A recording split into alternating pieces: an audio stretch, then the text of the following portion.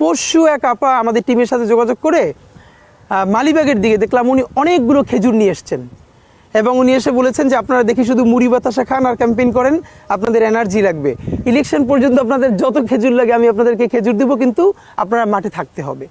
তো এই ছোট ছোট ঘটনাগুলো না আমাদেরকে এত অনুপ্রাণিত করে, এত এনার্জাইজ করে। তখন ওই যে 24 ঘন্টার মধ্যে 3-4 ঘন্টা ঘুমাই, ধরেন ঢাকায় আমার বাসা, আমি 3-4 দিন পর একবার বাসা যাওয়ার সুযোগ পাই, পুরো টিমের সাথে ঘুমিয়ে থাকি, তখন আমাদেরকে আসলে কষ্ট দেয় না, বরং এই ব্যাপারগুলো আমাদেরকে ভীষণ এনার্জাইজ করে। এবং আমার মনে হয় যে ইনশাল্লাহ আমরা একটা নতুন যে পলিটিক্যাল নির্মাণের দিকে যাচ্ছি। এমপি হওয়াটা খুব ছোট একটা ব্যাপার, এই জন্য ছোট ব্যাপার বলি, আমি নিজে ইলেকশনে লড়ছি। দেখেন বাংলাদেশে তো 300 এমপি হবে, আপনি বলেন না গত 50 বছরে অনেক এমপি আছে না, 4-5 বার করে নির্বাচিত হয়েছেন, কিন্তু তার এলাকার বাইরে জাতীয় পর্যায়ে তাকে কয়জন মানুষ চেনে, অথবা তিনি মরে যাবার পরে এই দেশের ও জাতির জন্য তার কি জাতীয় ইম্প্যাক্ট তৈরি হয়েছে। এর মানে 5 বার এমপি নির্বাচিত হওয়াটা অনেক কিছু না।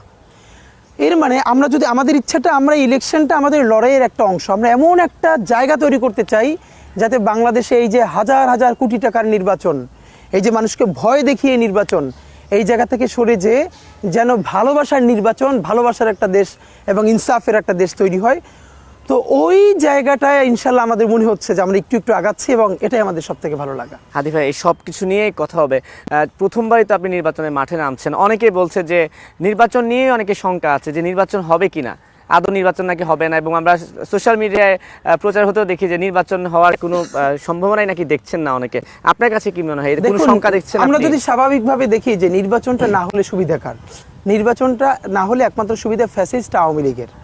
কারণ হচ্ছে তারা চাইবে যে এই নির্বাচনটা পিছিয়ে যাওয়ার মধ্য দিয়ে অন্যান্য দলগুলোর মধ্যে একটা পলিটিক্যাল ক্যাওয়াস তৈরি করা। ক্যাওয়াস হলে পরে এরপরে দেশে একটা অস্থিতিশীল পর্যায়ে তৈরি যদি হয়, এরপর তারা একটা 1-11 তৈরি করা, অথবা এমন একটা সরকার বসানো যেই সরকারটা 6 মাস 1 বছর সময় নিয়ে আওয়ামী লীগকে নিয়ে বা একটা গুড আওয়ামী লীগ তৈরি করে একটা নির্বাচন দিবে।